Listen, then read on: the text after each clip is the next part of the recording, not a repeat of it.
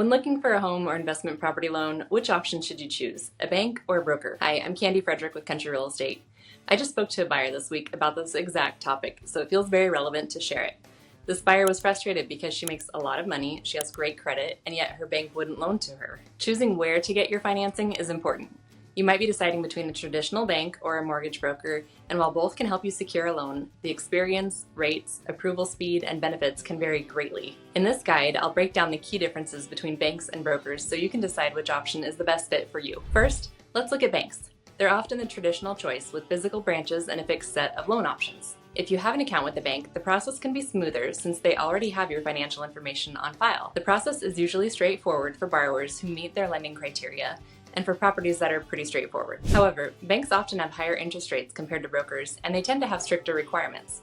For instance, they require a set number of years employed or a specific income threshold, which can make it harder for some people to qualify. Approval times can also be slower due to larger volumes of applicants and third-party processing.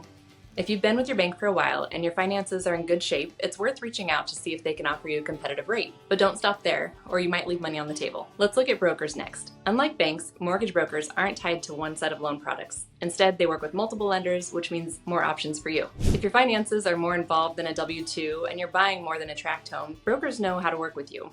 In this area, there are a lot of self-employed, independent contractors, and seasonal employees that are qualified to be home buyers. The homes they want might also be unique with wells, septic, the house may need repairs, or have unique scenarios with a second unit. Mortgage brokers often work directly with underwriters and the decision makers, so approvals can happen faster, and you might even land better rates as a result. That said, it can take a bit longer up front since they're shopping around, but they're planning your path to success while you find the right property. Working with a local lender is also important.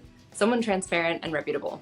We have great contacts for this that fit almost every scenario. So for a wider range of options, a mortgage broker might be the better route for your loan search. Last is a pro tip. Know who you're working with. One thing that often gets overlooked, yet makes a huge difference, is knowing exactly who you're dealing with. Sometimes it's not clear whether you're talking to a bank rep or a broker, especially if they mention multiple lenders. Ask up front if it's unclear whether they are a mortgage broker. You can ask about the lenders they work with and the options they offer. Transparency on both ends is critical. If they know what you hope to achieve, they can structure a better plan for you. Local mortgage brokers are also more accessible. No time zone differences or 800 numbers with a new representative each time.